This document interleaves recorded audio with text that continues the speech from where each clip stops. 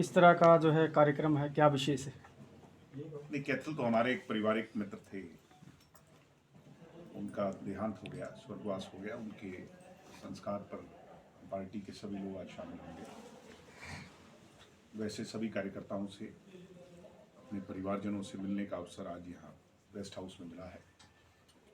इसके अलावा जननायक जनता पार्टी जो है वो पूरी तौर पर लोकसभा के चुनाव के लिए अपनी कमर कसे हुए है।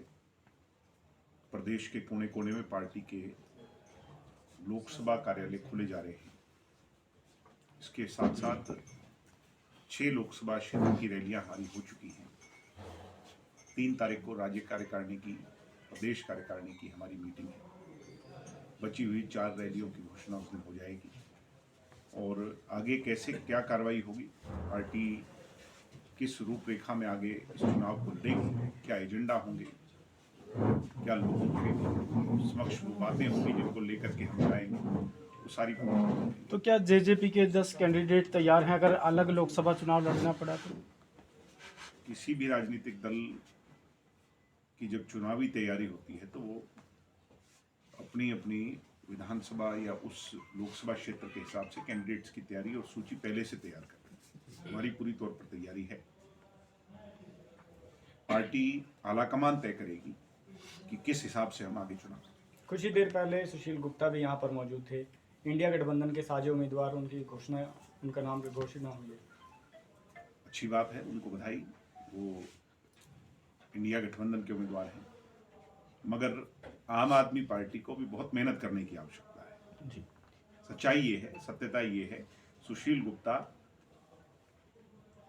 वैसे राज्यसभा के सांसद भी रह चुके हैं, मगर तोल तराजू करें तो एक हल्के उम्मीदवार हैं, कमजोर उम्मीदवार हैं। जयप्रकाश जी के साथ नजर आए हैं अभी थोड़ी देर। मैंने क्या कहा कि वो अगर तोल तराजू करें तो एक आम चर्चा इधर इस इलाके में चली हुई है कि कांग्रेस ने और आम आदमी ने कमजोर उम्मीदवार को चुनावी मैदान में उतारा है। अब ये देखना तो होगा कि बीजेपी जेजेपी का क्या उम्मीदवार होता है और पार्टियों का क्या उम्मीदवार होता है, मगर अभी इस चुनावी रण में वो कमजोर नजर आ रहे हैं।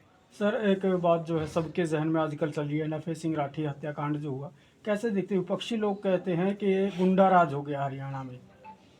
ये बहुत अनफॉर्चुनेट हुआ। एक पार्टी के प्रदेशाध्यक्ष और नरफे सिंह राठी जो हमारे भी पुराने राजनीतिक सहयोगी रहे, एक मैच्योर लीडर थे, उनका इस तरीके से चला जाना।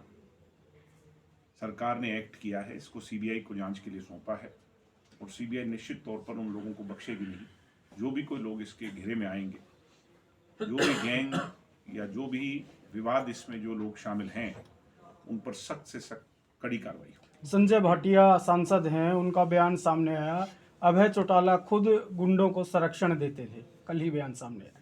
अब ये तो संजय भाटिया बताएंगे या अभय सिंह जी बताएंगे, मैं इस पे कोई टोका टिप्पणी नहीं करूंगा।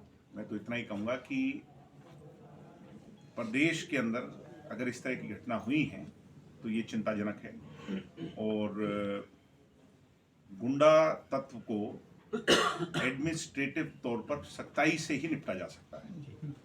पुलिस कर्मचारी साहब सिंह के द्वारा आपके बराबर में बैठे हुए चेयरमैन के ऊपर आरोप लगाए हैं, उन्होंने इनके साथ गलत अभद्र व्यवहार किया है। आरोप तो कोई किसी पे, मैं आप पे लगा दूं, आप मेरे पे लगा दें, उसकी जांच करना पुलिस का काम है। पुलिस जांच करेगी और तथ्य क्या होंगे वो सारे सामने आ जाएंगे।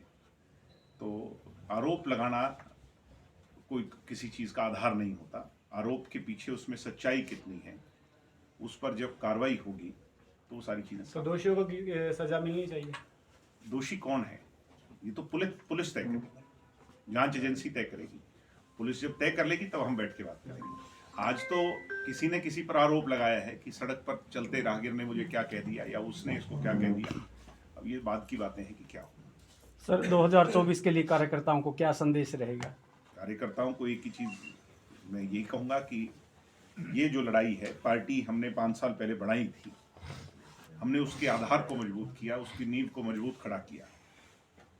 अब उसके ऊपर की इमारत को खड़ा करना है और इतने कम समय में इतना बड़ा मैंडेट हमें पहली बार मिला।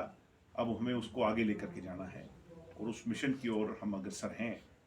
विधानसभा का रास्ता लोकसभा से होकर के गुजरता है और लोकसभा में अगर अच्छा हमारा प्रदर्शन रहेगा तो फिर आगे दुष्यंत चौटाला को हरियाणा का मुख्यमंत्री देखने का स्वप्न जो हमारा है उसको हम साकार निश्चित हो।